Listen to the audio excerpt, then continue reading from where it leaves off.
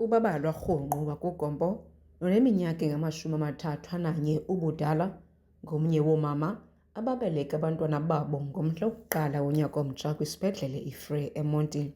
Ubeleke usana lwakhe oluyintombazana ezinzulwini zobusuku ngemizuzu nje eli-10 ibethile intsimbi ye-12. Uthi uchulumancile kokubamba usana lwakhe. I'm just happy to have my baby on my hands. My beautiful baby, to say. Yes. They gave me gifts. They gave me... Okay, they to die for.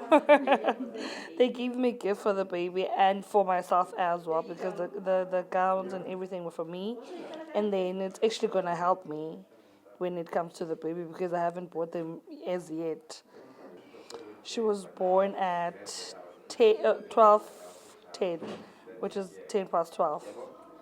Bangama-260 bebonke abantwana abazelwe ngomhla woku-1 eMpuma Kapa. Abali-120 ngamantombazana ze abangama-86 ibe ngamakhwenkwe. Isibhedlele iFree sona samkela abantwana abali-11. Obambeleyo njengomphathiswa wesebe lezempilo uBokiwe Fanta wamkele ezi ntsana ngezipho. We are here today to welcome the newlyborns. Go. By the grace of God, baphilile bonke abantwana abazelweyo bazelwe bephilile. They are baby, are crying. It means that a sign of health.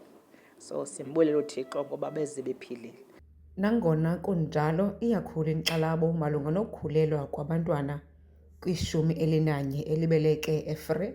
5 kuso siphakathi kwiminyaka eli-15 ne-19 ubudala.